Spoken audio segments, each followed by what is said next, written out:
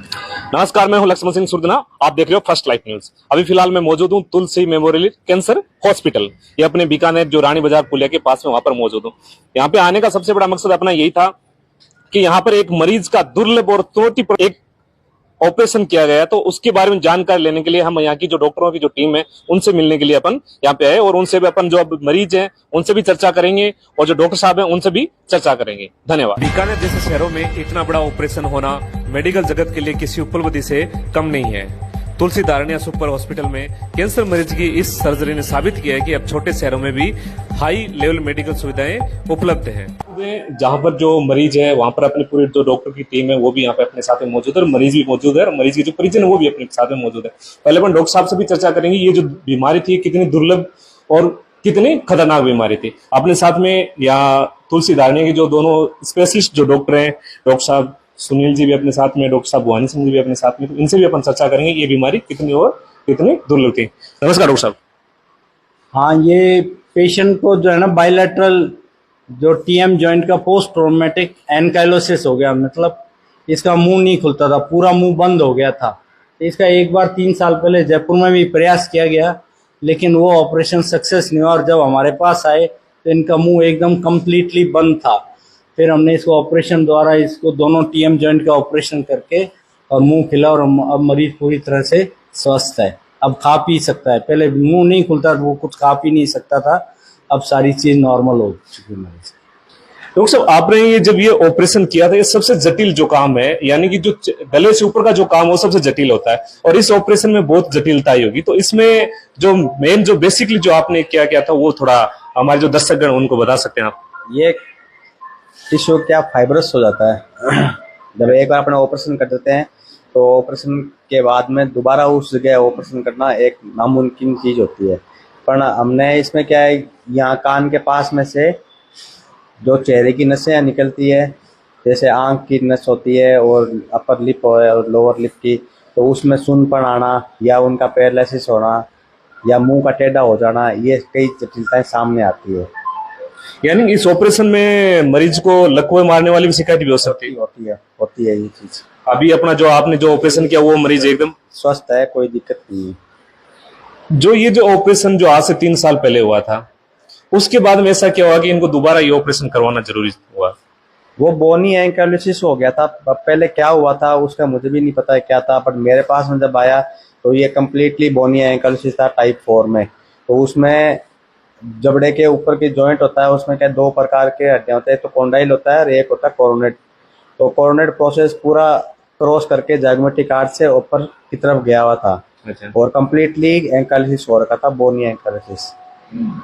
अगर ऐसी कोई बीमारी है जो और भी अदर जो मरीज है तो उनको कैसे पता चलेगा कि ऐसी बीमारी हो सकती है? जबड़े कोई जरूर नहीं है कि जबड़े में चोट के कारण ही मुंह बंद हो जाता है। ऐसे कई बार गुटखा तंबाकू खाते हैं तो उसके कारण भी क्या मुंह बंद हो जाता है।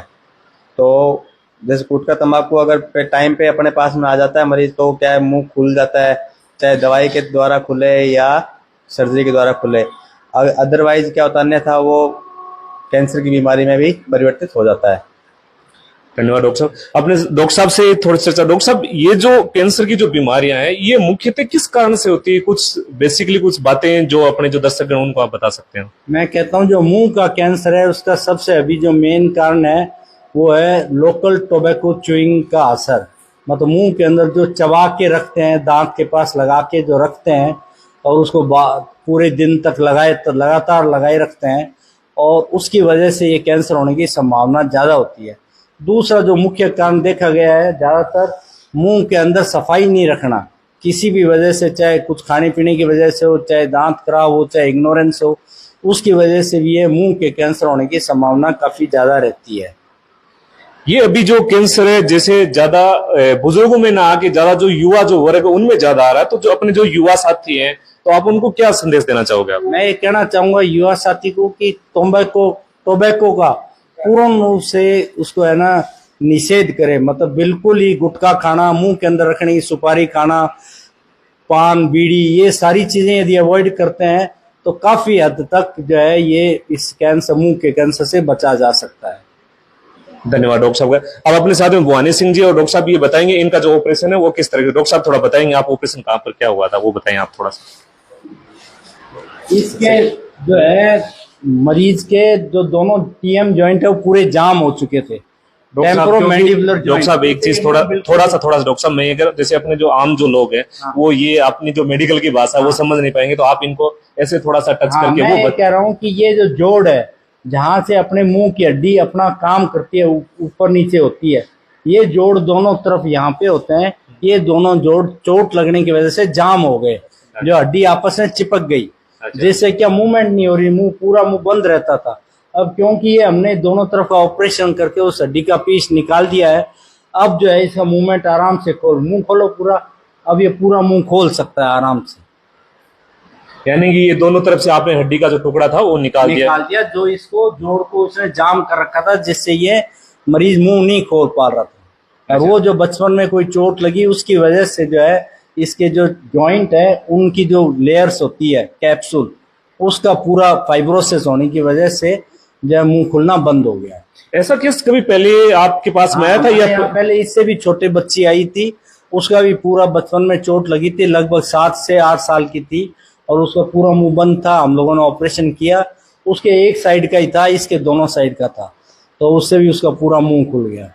यानी कि अब हम अपने जो बीकानेर संभाग के लोग हैं उनको हम विश्वास दिला सकते हैं कि इस ऑपरेशन के लिए आपको बड़ी सिटियों में जो मेट्रो सिटी वहां नहीं जाना पड़ेगा, अपने यहाँ या अपने यहाँ बीकानेर में भी हो सकता है। बहुत कम रेट के ऊपर बड़ी अच्छे तरीके से पूरा टीएम जॉइंट की सर्जरी हम लोग कर सकते हैं, कोई प्रॉब्लम नहीं है, और इससे यहाँ की जनता इसका पूरा फायदा उठा सकती है। जी बिल्कुल, अगर आपके परिवार में भी अगर ऐसी कोई अगर हो बीमारी हो तो आप यहाँ पे तुलसी धारणिया सुपर स्पेशलिस्ट जो हॉस्पिटल है वहां पर आप आगे डॉक्टर साहब से सलाह ले सकते हैं। भवानी सिंह जी जो मेन जो स्पेशलिस्ट है इनके, तो वो भवानी सिंह जी है, तो उनसे आके मिले तो आपको संपूर्ण जो जानकारी, जो आपका अगर मुंह नहीं खुला तो वो पूर्ण रूप से आपको इसकी जानकारी है। अब मरीज से भी अपन बात कर लेते हैं। अब कैसा फील हो रहा है आपको? अच्छा फील हो रहा है, पहले से बेटर है? हाँ। पहले कहाँ करवाया था आपने ऑपरेशन? जयपुर। जयपुर में कहाँ पर करवाया था आपने? जयपुर में SMS में करवाया था। फिर क्या हो गया था ऑपरेशन कराने के बाद में आपके? SMS में कराया था, 3 साल में धीरे धीरे वापस जाम होने लगा। यानी 3 साल में वापस जाम हो गया था। हाँ। यहाँ की आपको राय किसने दी थी यहाँ पे आने को? यहाँ पे हमारे गांव के बाजू में एक देवसर गांव है। अच्छा। उसमें एक लड़की के ऑपरेशन हुआ था। अच्छा, डॉक्टर साहब ने भी बताया वही? हाँ, डॉक्टर साहब ने बताया वही। तो मैं यहाँ आया था नोखा में, एक रामचंद्र जी नाम का डॉक्टर है, मैं ऐसा ही सलाह लेने के लिए गया था उधर। उसने बताया, भवानी सिंह जी का नंबर दिया। अच्छा। तो मैं भवानी सिंह जी से बात करके इधर आया और बातचीत की, और बातचीत में हमारे लगभग सही लगा मुझे सही लगा। तो उन्होंने नंबर दिया वो घिउसर वाले का। अच्छा। बोला ऐसा तुम्हारे बच्चे का है, उसी तरह घिउसर में लड़की थी, उसका मुंह जाम था और मैंने अच्छी तरह से खोल दिया और आप बात कर सकते हो। तो उस मरीज से मैंने बात किया। उनसे बात करने के बाद में आप एग्री हुए? बात करने के बाद में एग्री नहीं हुआ। बात करने के बाद में उस लड़की को मैंने देख के आया, मैं घर पे जाके उसके, और उसका मुंह खोलना बंद करना पूरी तरह अच्छी तरह से आधा घंटा उसका पूरा मुंह खोलना बंद करना, खाना पीना सब देखा उसका। मुझे लगा एकदम सही है। तो मैं फिर यहाँ आके भवानी सिंह जी से बात करके फिर उसको एडमिट किया। आज 5 दिन हुए, 5 दिन में एकदम सुरक्षित है, एकदम स्वस्थ है, एकदम। बात भी कर रहे हैं, पहले इतनी बात नहीं कर पा रहे थे? बात तो कर पा रहे थे पहले भी। अच्छा। लेकिन उसका मुंह खुलना और बंद होना पूरी तरह से सही नहीं था। अच्छा, अभी एक बार मुंह खोल के दिखाएं आप एक बार। अभी तो ठीक खुल रहा है? अभी बिल्कुल सही खुल रहा है और सही भी बंद हो रहा है। अब आप क्या कहना चाहोगे, जो बाकी जो दर्शक गण उनको क्या कहना चाहोगे आप लोग? उनको ये कहना चाहूंगा, करने वाला तो भगवान है, लेकिन मैं ये चाहूंगा जो मेरे से पूछेगा मैं उसको बोलूंगा भवानी सिंह जी के पास जाओ, हमारी गारंटी है 100% उधर सही होगा। 100% आप गारंटी लेते हो? 100% गारंटी लूंगा। इतना विश्वास होगा डॉक्टर साहब? मुझे विश्वास हो गया। अच्छा, चलो धन्यवाद डॉक्टर साहब। डॉक्टर साहब, इस ऑपरेशन करने में कितना टाइम लगा था इसमें? कम से कम 5-6 घंटे लगे थे। 5-6 घंटे लगे। हाँ। इससे पहले आपने जो डॉक्टर साहब ने भी वो जो छोटी जो बच्ची थी उन्हीं की भी चर्चा की, तो उनको भी उनको भी इतना टाइम लगा था? उनको भी लगभग इतना ही लगा था, 4 घंटे 3-4 घंटे लगे थे। 3.5-4 घंटे। हाँ। यानी ये है डॉक्टर साहब भवानी सिंह जी और ये डॉक्टर साहब सुनील जी धारणिया साहब। आपके अगर घर में अगर जिनका मुंह नहीं खुल रहा तो एक बार आके डॉक्टर साहब से परामर्श जरूर ले लें।